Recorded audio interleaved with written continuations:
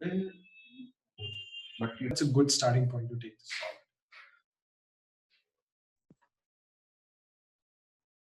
Hi, this is Sumit. So, according to me, scaling is like when you implement some things, you take a smaller example and implement it to a large scale setup and see how it goes ahead. And so, like implementing a prototype in a large scale environment, it's something like that. Scaling. Perfect. Thank you, Sumit. Thank you for your perspective. Good. I think that's a good way or good context to start from. Thank you, Sumit.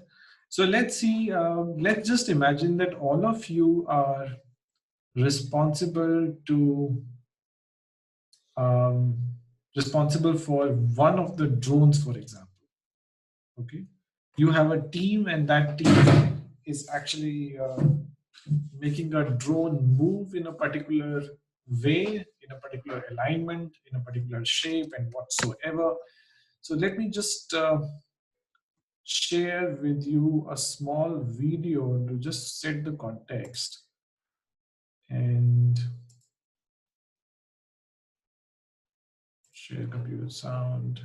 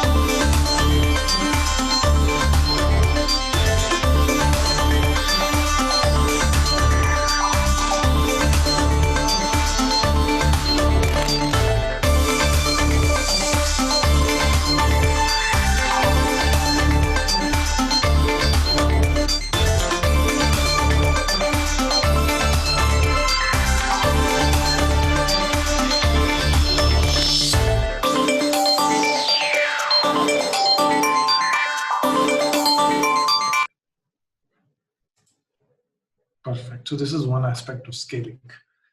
That your drones, if you are responsible for drones, how these drones are going to connect together, of which color, what kind of shape, what is the actual deliverable in terms of coordinating all those drones that we are looking at. Right? So it's basically a mammoth problem to solve. It's a scaling problem to solve, not only in the form of scope of the solution that you are supposed to deliver, but also in terms of having more number of people who are supposed to coordinate, align their deliverables, align their part of deliverables for a big deliverable that's a solution for the customer or the market. Yeah. So that's the scaling problem. Now, if that's the problem, the question is that do we have a framework for that? Do we have a framework which kind of deals with that problem? Of course, there are scaling frameworks in the market. There is less, there is DAD, and then there is this framework which has captured 40% of the market share because of some specific, unique, and important reasons. And we are going to just cover three critical factors that are important. And of course, there's going to be Q&A, and you can ask your questions, and we'll take it forward from there. Cool. So SAFe stands for Scaled Agile Framework. And yeah.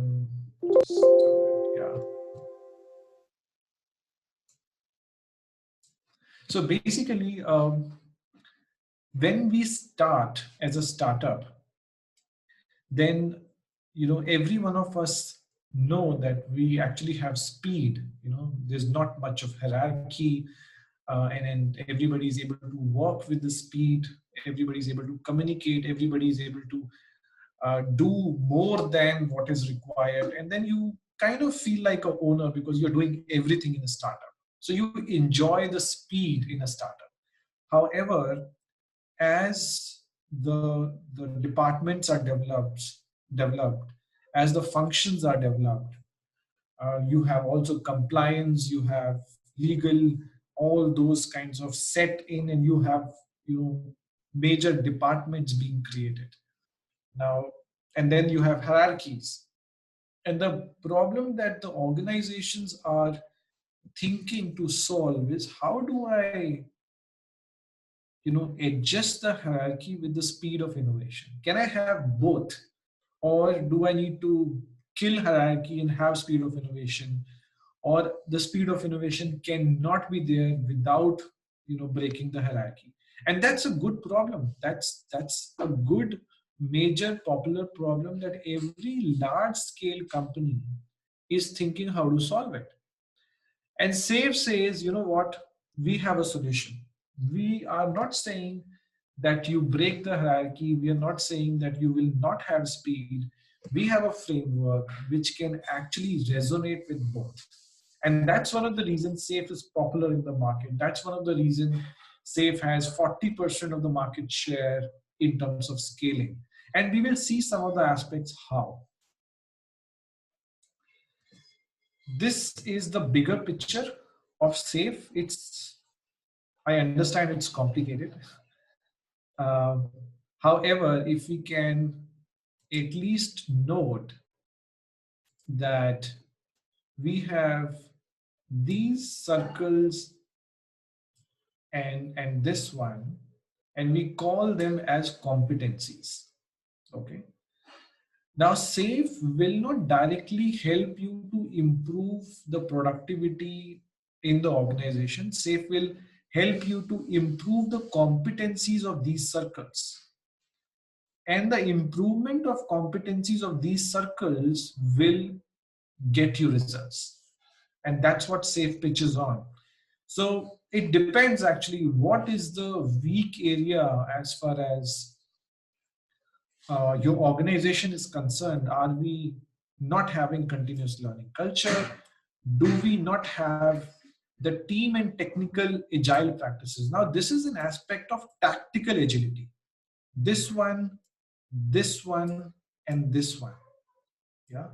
Most of the frameworks are actually dealing with how do I, improve in my tactical agility in terms of execution, in terms of having best practices like TDD, BDD, from XP, and having my DevOps in place to improve the lead time, to deliver early to the customer and take the feedback and so on. Now, SAFe has gone beyond, yeah, because these tactical execution may not happen right unless there is also an alignment from top, unless there is a strategic agility, unless the leadership is bought in for what needs to be done. And that's why we have other competencies which actually talks about the strategic agility, the organizational agility, the lean portfolio management, how the portfolio level people can align themselves and commit to the big agile transformation happening in the organization. How is the culture in the organization in terms of learning? And which is why the lean agile leadership is being put as a foundation in this framework. And we don't say that the leadership is going to support this transformation. We say the leaders are going to lead this transformation. Now, if you employ this framework, the leaders will have a role to play in terms of leading the transformation. And that's why these execution level or the tactical level of agility can kind of gets aligned in automatically, and you see a major improvement once you have the leadership agility in place. Yeah. So I do not want to have a monologue. Of course, there's a waterfallish agenda that we have to cover, but we can also inspect and adapt in an agile way. In case you have questions, possibly I can take one or two and then possibly move forward.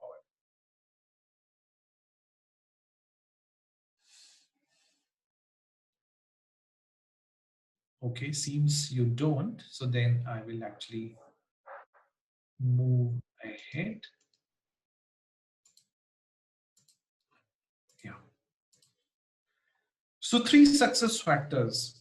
The first success factor, as I said, is about contribution from leaders, right? And we will see that how SAFe actually helps us in that.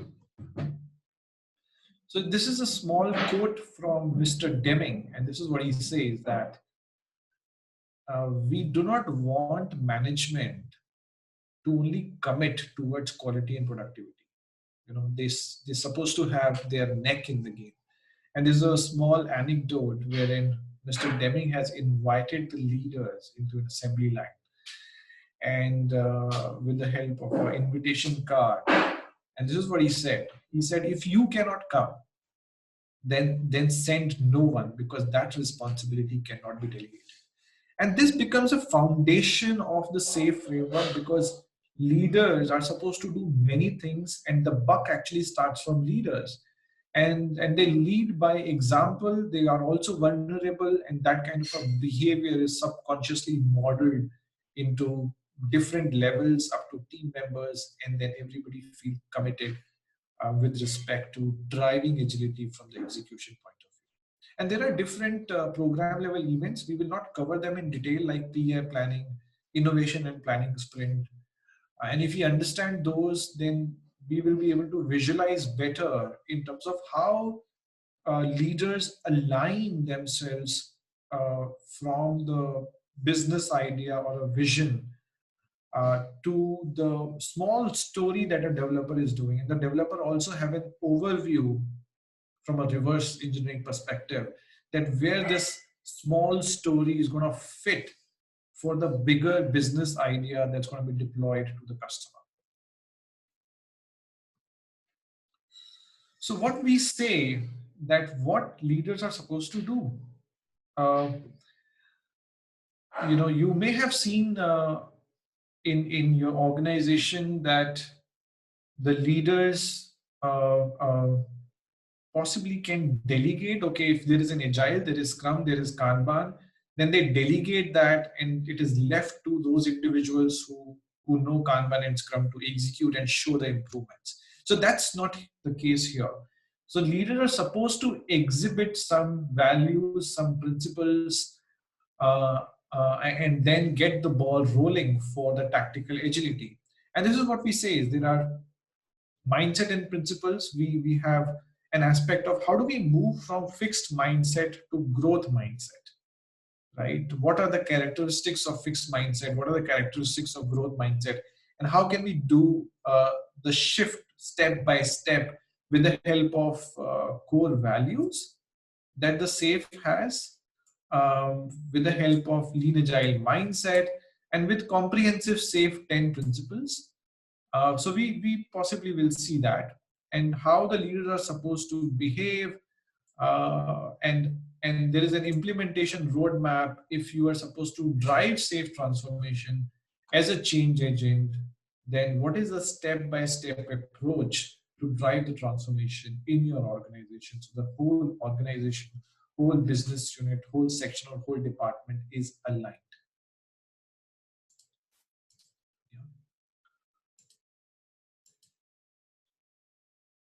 Okay.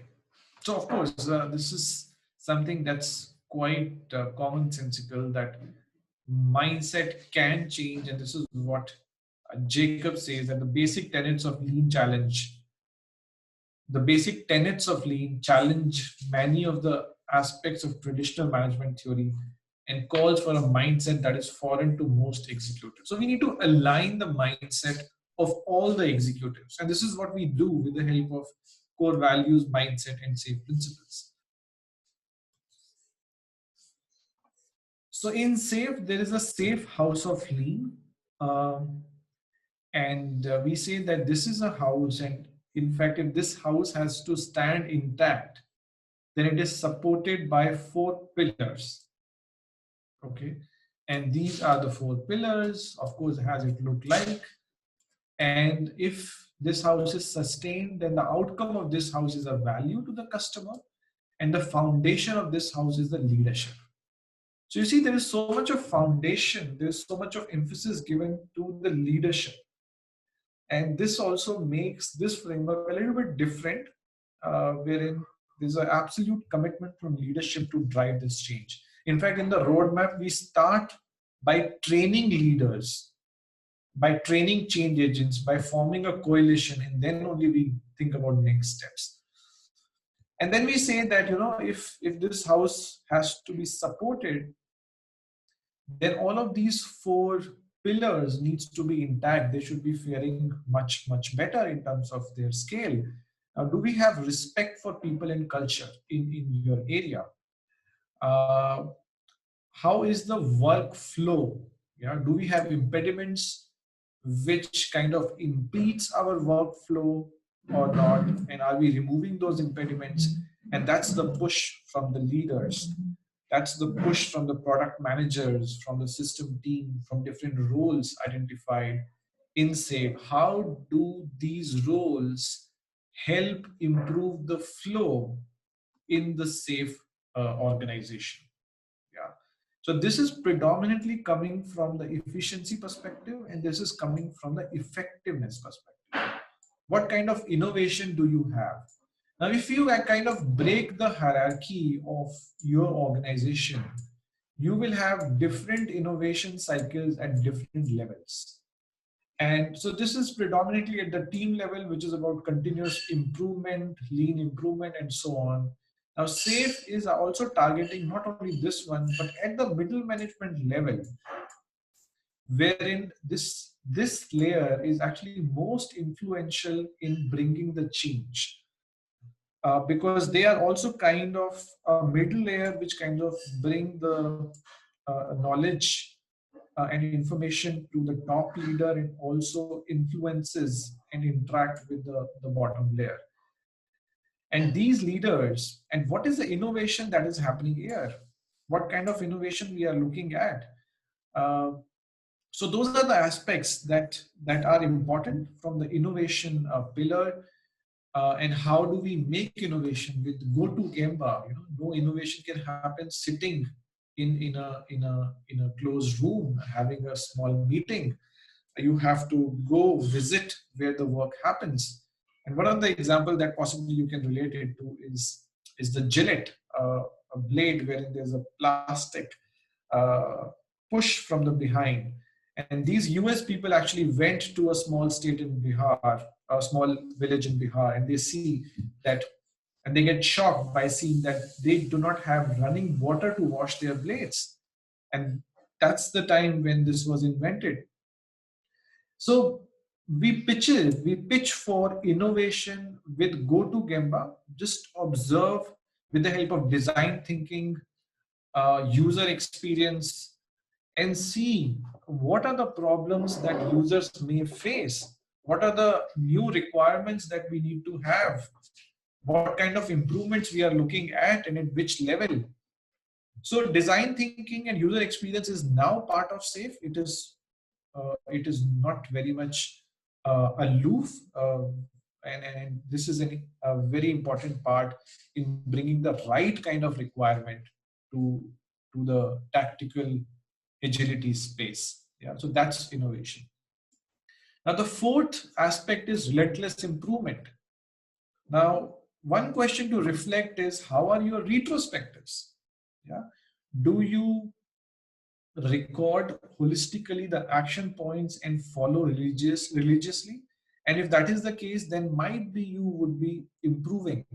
And SAFe has branched out from the term continuous improvement to say relentless improvement, because it kind of creates a sense of urgency. Yeah, so let me just pause here for a moment and see if you have any questions. So does it make sense? Hi, Jitendra, Rahika here. I have a question on the flow pillar that you mentioned, right? So, Yeah. so the flow pillar is basically to highlight any issues in the workflow to the leadership.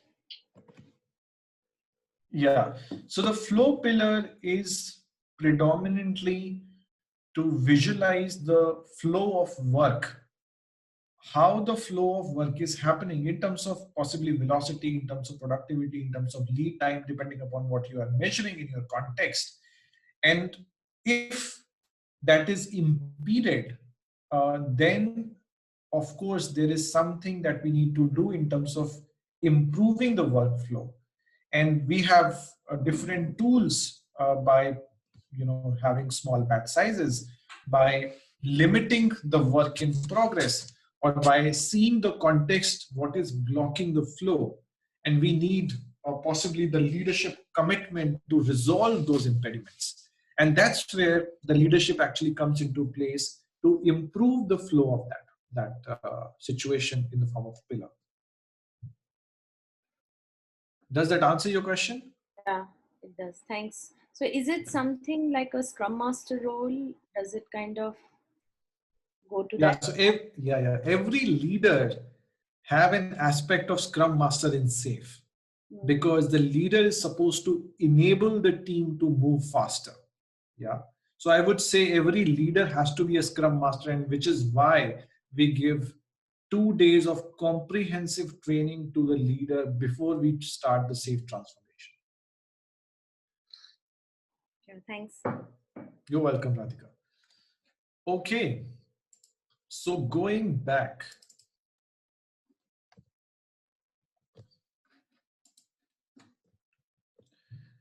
yeah, so of course, that this is the Agile Manifesto. These are 4 values, and you must have seen it 100 times.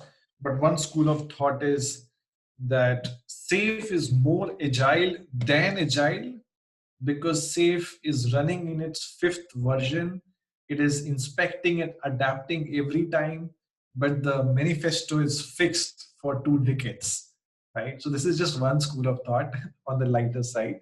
But yeah, the foundation and the source of SAFe is with Agile Manifesto and 12 Agile principles. And this is where the base is, this is where the source is. But we have to see that the SAFe or the scaled agility is a different problem, right? Agile is a common umbrella, and it was designed possibly at the team level, because the principles are designed that way. For a scaling level problem, we possibly need to tweak some of the agile principles, and we have 10 SAFe principles which kind of take it at the scaled level, right? For example, taking an economic view. Does leaders understand the economic choices of what they are making decisions of? Do we have systems thinking in place? Yeah, now system thinking is a big thing in SAFe. Now, if I have to relate it with what is systems thinking, Mr. Eckhoff actually gives a definition of systems thinking, that system is more than the sum of its interconnected and interdependent parts. Yeah, so let me just break this a bit. So if I have to say that you are a system, you as a life is a system, although you are made of, your heart, your lungs, your nervous system, your gallbladder, your body tissues, and so on. But you as a life is much more than the sum of gallbladder, lungs, nervous system, and so on. So that's a system. It's more than the sum of its interconnected parts. And now, if that's systems, then what is systems thinking? Now, systems thinking is something like this. Systems may have different subparts, and sometimes, because of some political landscape of the organizations, we focus more on one subcomponent rather than the whole of the system. So let's say if your heart says, you know what, I've been beating from past 35 to 40 years, let me just take rest for 5 minutes. And then you as a whole system, as a life, is gone. Right? So basically what we were focusing on is to optimize a component of the system rather than optimizing the system. Now, if we have to optimize a system, then we have to think from a system end to end, from the value stream, and then make our decisions, because as a system, as a people who work in the system, we have limited energy and limited capacity. Now, how can we channelize our limited energy to the place, to the point where it is paining most for the system. And if you focus on that, the goal of the whole system gets optimized. Yeah. So that's systems thinking. And that's what in every ingredient of SAFe, system thinking is applied. And if you understand the whole framework in detail comprehensively, then you'll be able to appreciate apply systems thinking. And that's a scaled form of principle, and that's why these principles are created. We have assume variability, preserve options, and blah blah blah. And then we have the last one is organizing around value. I'm not going to spend much time in all these principles. The interesting one is also the sixth one, uh, which is predominantly a Kanban principle. Now, if you know Kanban, then you will be able to relate it that, you know, visualization, limiting work in progress, and this also kind of improves flow. Coming back to your question, Radhika, if we kind of limit work in progress, it helps us in improving flow, reducing batch sizes, and managing queue lengths. And then we have organize around value. So the way the system is organized, the way the organization is organized, the way the structure of the organization is, we do not organize based on cost of the different functions, different departments. Yeah. So if you see the way the organization is set up, you would possibly resonate with cost optimization rather than value optimization. And the cost optimization is not bad, but these cost optimization does not employ the aspect of systems thinking.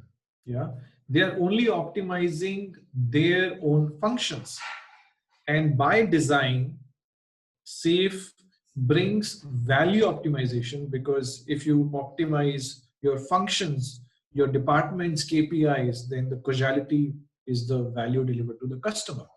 And that's why the principle 10 talks about organizing around value, breaking those silos, and reorganizing your structure and form feature teams for the customer by breaking all the different functions, having those people working towards the value stream.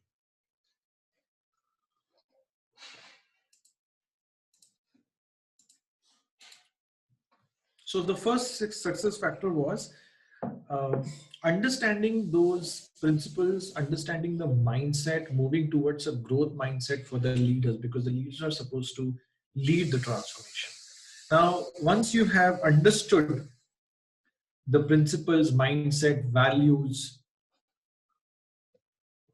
then it is time to act. It is the time for action. Now, how do we do that? We have a step-by-step roadmap. And this roadmap, one of the things that you might appreciate is that this roadmap starts with training change agents and leaders, right? So first of all, of course, the level of challenges are identified. So you can possibly move into SAFe because of two reasons. One is there's a lot of pain in the organization. You're missing a lot of deliveries. You're not able to give quality deliverable to your customers, to your OEMs, and then you just want to, you know, take some help from someone, and then possibly this could be a good time to go to SAFe. Other reason that you might want to go SAFe is that everything is fine right now, but it may not be fine in the future, right? Just like, you know, the case studies of Nokia and Kodak. So you may have a proactive leadership, and in order to deal with the tough times ahead, you might want to go SAFe. And if that's the case, then you possibly employ this journey, and you start with building a powerful coalition. And these are the aspects wherein you have a set of people who understands and appreciates the challenges in the organization, and they know best that what are the frameworks, what are the possible practices from the framework that could be applied. So these are the people who get trained, and they might get trained for implementing SAFe, which is a SPC certification, or they might get trained in leading SAFe or lean portfolio management. And then this leading SAFe actually kind of provides an end-to-end comprehensive and compact overview of SAFe. And this is a 2-day training. And this is the time when everybody from the change agents to the leaders understand what is SAFe. And now is the time to start identifying those areas in the organization which are critical, which are not meeting deliveries, and then we call them as value streams, or in the SAFe terminology, we call them as agile release train. Now, why train? Because the train moves from one station to another, and take some input from one station, move to another station, deliver something, take some input again, move on, stops at another station, again delivers, and so on, right? So taking that analogy that, in the train, the first bogie, which is headed by the leader, the vision and mission of the leader is actually moving, and everybody is moving along. All the other bogies are moving along with the first bogie, aligning with that vision and mission, and they just move on, deliver stuff. So basically what we are saying is, let's say if we have 100 people, we know that we have this much capacity. Now it is up to us, what are the features we are going to deliver, and in which boundary, and then so on. So that's why we say agile release train, because we are releasing in every station. Yeah. So once we have done that, then we kind of create the implementation plan, and we also prepare role-based trainings to different roles in the organization that we have identified, whether it is um, product owner or product manager, or whether it is scrum master, whether it is architects, um, or whether these are other art stakeholders. We also provide them leading SAFe. And at this point of time, we are well prepared in aligning everyone in terms of SAFe way of working, and then we kind of launch the arts, uh, train more people, and the developers are also get trained with the SAFe for teams, and that's how the SAFe train actually gets started. And then it's a good idea to coach the art execution, and this could happen with the help of SAFe program consultants or people who are leading SAFe certified. And at this point of time, you may get good results that you want to publish, that it is working for us, and then you might want to showcase to other units, and then you might launch more arts because it may work also for them. And if it is working for other arts as well, it is a good time to possibly extend it to the portfolio, aligning your area with the way the portfolio of SAFe works, aligning the portfolio level stakeholders, the enterprise level executives, and so on. And at this point of time, you know that SAFe is being worked for multiple agile release trains, and this is the time to accelerate the journey, sustain and grow with the help of more specific trainings that will add value for the entire value streams. Yeah. So this is in effect is a implementation roadmap to go step by step for the SAFe transformation in your organization.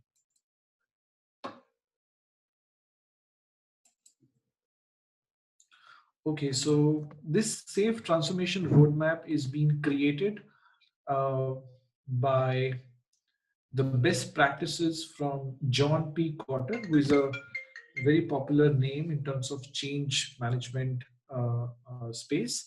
And he has 8 steps to, bring the change, and the implementation roadmap is kind of based on these 8 steps. Yeah, so I'm not going to details, but this is where it kind of gets sourced from. Okay, and this is something that I've briefed. I will just go ahead. Yeah, this is also I have briefed creating the implementation plan. So one more interesting thing is PI planning. And this is something that I think you would find it quite interesting in case you do not know that terminology. So just like sprint plan, we have a PI plan. And in this PI plan, this is just a 2-day planning event wherein different stakeholders, whether it is product owners or product managers or scrum masters or development team or suppliers, people who are dependent, all of these actually come here for 2 days, and they brainstorm with the help of a good structure that SAFe has laid out. And uh, they come up with something like team PA objectives as an output.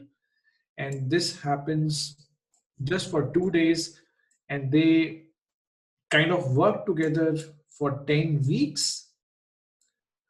And this is the kind of time box that we have at the program level.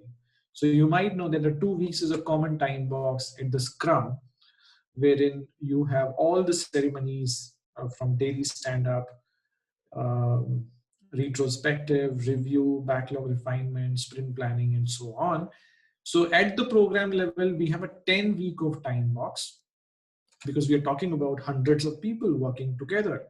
I mean, taking an analogy of the drones, you have to align all the teams, all the drones together, and different teams will have their own deliverables, and you are supposed to integrate all of them. So after 10 weeks, you show the full demo in terms of PI demo, we call it, and every 10-week you have a PI demo, which is a big deliverable that could be shown to customers, to stakeholders who are dependent on this agile release train, and so on. And that's how the roadmap actually gets created.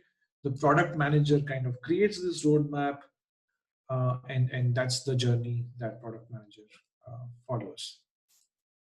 Yeah, so it is quite a comprehensive framework. I am just using some terminologies which are popular, but in order to, of course, understand this in detail, a 2-day training is required. So this is a small overview that we are just getting into.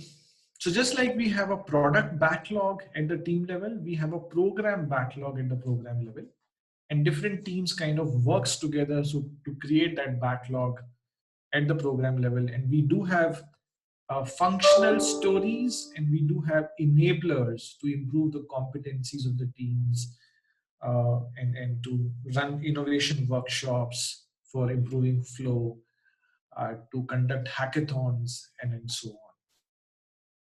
Yeah. Okay.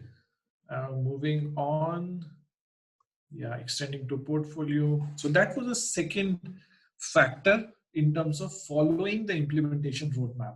So in a nutshell, we have covered two factors. One is, how do we align leaders' mindset in terms of leading the change? And the second is, as a leader, if you have gone through this certification of leading SAFe, how do you implement SAFe step by step? Okay. And this is the third factor. If you are following the implementation roadmap, then how do you measure and grow? Of course, it's very difficult to improve if you're not measuring anything. And SAFe believes in business agility, that if you have to strategically align with the market, with the changing needs of the market, then the whole organization, the whole business needs to be strategically agile. And how do we do that? With different pointers. We do have measure and grow parameter here in the SAFe big picture. And this kind of gives you 7 core competencies. I've shown you some competencies in the previous slides. So every core competency has 3 dimensions. So which means you have total of 21 dimensions to improve your organization, your area into. Which means now every dimension has some checklist to baseline yourself where you are currently. So this could be your as is state, that this is where you are, let's say at the DevOps level, okay, or maybe at agile portfolio operation, right? And this is your target state. This is your to be state, right? And you have those parameters under agile portfolio operation. Let's say you have 10 statements and you measure yourself. So these templates are provided from SAFe so that you baseline yourself. So you find out in all these parameters, we are actually possibly here in agile portfolio operation, but our context, our organization domain, our technology requires us to be here. And then we bring a lot of action points to actually move from here to here. And that's the pitch from the SAFe program consultant, from leading SAFe certified people, to make the organization grow from here to here, right? So that's the measurement and growing aspect. So the benefit of leading SAFe is that you tend to visualize the whole system, not only the single team. Now, if you are getting one thing from this webinar, then it should be that you, as a change agent of Agile, you are able to visualize the complete system. You're able to have the systems thinking for a particular large solution from end to end, from the trigger to the point when it is delivered to the customer in the form of value stream. You are able to deal with the system team, you are able to communicate with the team, you are able to communicate with the leaders, convince the leaders, you're able to interact with the chief scrum masters at the program level, you are able to interact with the architects at the system level, and you have the end-to-end systems view to come up with this kind of a chart, which gives the as is and to be situation, and you make the whole section, the whole organization move towards to be state, and that's the benefit of employing SAFe here. Yeah. So yeah, so I think these are some slides. So there are upcoming sessions that are actually coming up for leading SAFe, and these are the dates, and possibly Arpan can tell you more on that. Sir, we More or can less. take the poll, sir. You can click on Sure. that poll. Okay. Yes, launch polling. Yeah.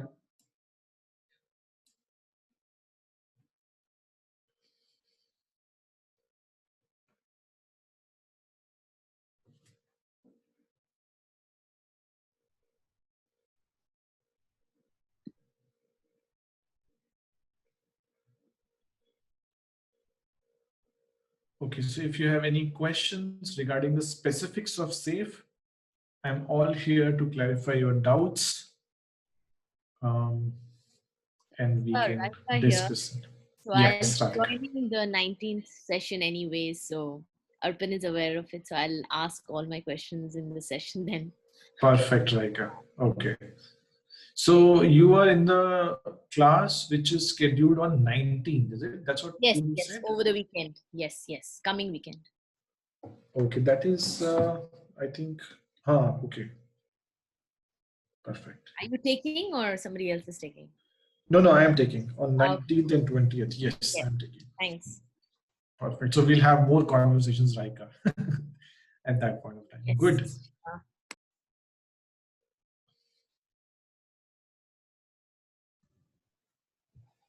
Okay, so then I will end the polling. Do I need to save, Arpan, or that should be okay? You can just save it. Okay, so how do I do that? Maybe I can take a screenshot. Just close it. It will be automatically saved. Okay, cool. So I don't need to do anything. Yeah. Okay. So the question will be, okay, if the organization, okay, because the change needs to happen from the organizational level, okay, Yeah. and if the person, okay, the leader doesn't has the authority or the decision making to make the changes, implement, how he is supposed to introduce SAFe within his lab. So you get the leaders who has the authority, Sharad. So in that context, okay, are we saying if the current person doesn't hold the position to make the decision on an enterprise lab level, because this SAFe has to be implemented on the lab level rather than on a team level. So someone, and if that particular person is not an enterprise lab product owner maybe, or a scrum master, then is it right for that particular person to do this certification at this point of time? Obviously, I will give a half answer to it, which means yes, to enhance one's own knowledge, definitely yes. But again, if you don't do an hands-on or a practice day in, day out, how you are going to value the certification? Second, you will be forgetting because you're not playing that role within the organization. So if you Yeah. can help or guide me on this particular query. Sure. Very good question, Sharad. Thank you for asking that question. So my answer is also reflecting on one of the slide that actually came earlier. So specific answer to your question is proactive leadership. Uh-huh. That means anyway, you and I know that the scaling framework is going to be the future as we see the trend in the market that only the large scale companies will stand. Now, you know that Apple is actually making most number of watches in the world, right? Or we are saying that Tesla, who has just been here from past 20 to 30 years, has much more market cap now than Ford, who has been there for 100 of years. And we know that for all large scale companies, these are going to be the future. And they will adopt some scaling framework because they are working for the large solution of the market. Now, if that is the situation that's going to come up in future for all of us, it's exciting, and to be honest, it is also scary because what will happen to other companies? Now, the only thing that we are left with is to, adjust ourselves, adapt ourselves to something which is going to be the future, and which is what my answer is: a proactive leadership. So, first of all, align yourself to something which is going to be the trend in the future so that you can align your organization to deal with the relevant problems that will come at that point of time. Second answer to your question is, if you do not have authority at this point of time, how will you influence so-called leaders who have authority to make the change? And on what grounds you will influence? And this is where the SAFe frameworks will guide you step by steps for the change management in terms of influencing your leaders to take the journey ahead. Does I that know answer your question, Sharad? yeah, we all work in the IT industry and we know the governance is so strong that if it doesn't change, okay, you can give your hackathon or you can share your ideas, but ultimately it has to be the business who needs to take that decision to implement the change, basically. Absolutely. So for any change, you have to have the pitch in terms of process, in terms of structure, in terms of culture. If you do anything with respect to process, but if you don't change the structure, you don't change the culture, you will have nothing actually, or maybe a little bit improvement. If you have made changes only in structure, not in process, not in culture, you may not be able to enjoy the fruits because you may have fruits, but they will not be tasty. So, in order to have a significant change, significant transformation, and when we say the word transformation, the profound statement is that there has to be some shaking in the system, right? Right. So I So, end. Okay. Sorry. go ahead. No. Continue, Okay, so please. basically what I was pitching on is that you have to have changes in process, in structure, in the culture to have a significant changes at different levels, whether it is leadership, it is middle level leadership, or it is first level managers, or it is developers. And SAFe framework by design actually deals with all these three parameters. All right. Okay. Because, okay, just to give you, I know this is outside the topic, okay. So I enrolled myself and then I put myself on hold, okay, for the 19th and the 20th training. The reason being, my personal experience is if you don't practice something, okay, just holding a certificate won't help you. Yeah, if I'm planning to switch over from my current organization to a different organization, obviously, and they are looking out for some SAFe Agilist, obviously, if that's my aspiration, then it's something I do it on my, then I do it and I don't care about it. But if my organization doesn't thinks anything, their vision, okay, for the next 1 year or for the next 2 years, because this certification automatically gets expired after 1 year, and you don't want to keep a certificate which you hold, which is expired. Doesn't adds value, right? It adds values, but it also certainly you want to have a certification which holds value. And the Yeah, last, yeah. I heard that this price of this certification renewal is getting high. So is that something which is quite true? Yeah. Or It's true that there is a change in the renewal cost of the certification. It is true. yeah, How high it is, I do not know, which but is yes, there is okay. a change. Now, I think you said the right thing. If I'm not going to use it, then Mhm. how it's going to be beneficial to me? Benefit. That's my question. It's my worrying factor Yes. actually. Correct. So basically, it is, see, it's also a personal choice. And let's say if I'm talking one on one to you, Sharad, and if I ignore all of the people who are listening to us, and if it's just one on one conversation, and if I would have been in your shoes, it's a good restraint to actually jump in, Sharad. Mhm. Mhm. Because if I relate with what Steve Jobs said when he was actually learning this calligraphy, he did not know how does he use it, and Mhm. then he created what we all of know is what he has created. And then he said that you can only connect the dots looking backwards. You cannot connect the dots looking forward.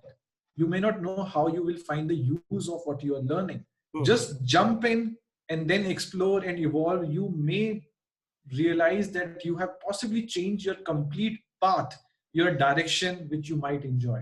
So that's just my personal advice. Mhm. It is, No, of very course, your valid. personal decision. Yeah. Possibly, if I would have been, I mean, this is where I started.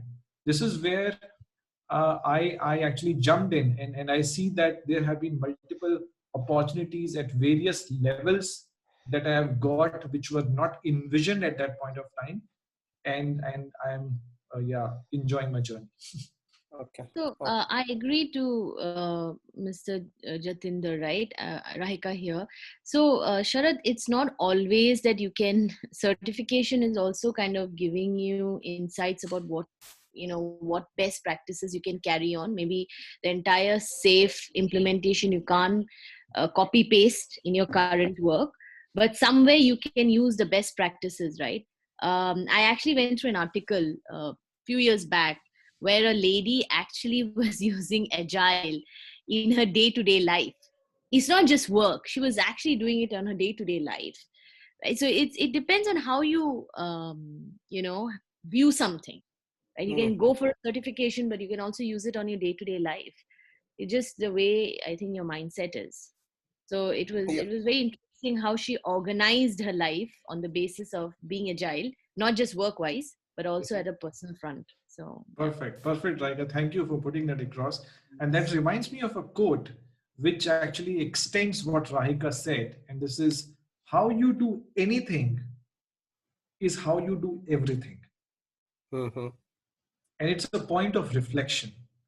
And let me just leave you at that thought because I have consumed 2 minutes more than the scheduled time. So over to you, Arpan.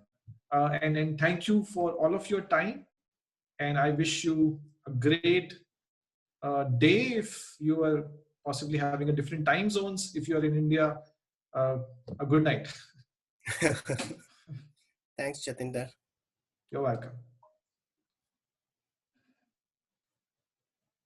Arpan, good time to close? Yes, sir. Okay. If Perfect. everyone done with their like doubts and all, we can close.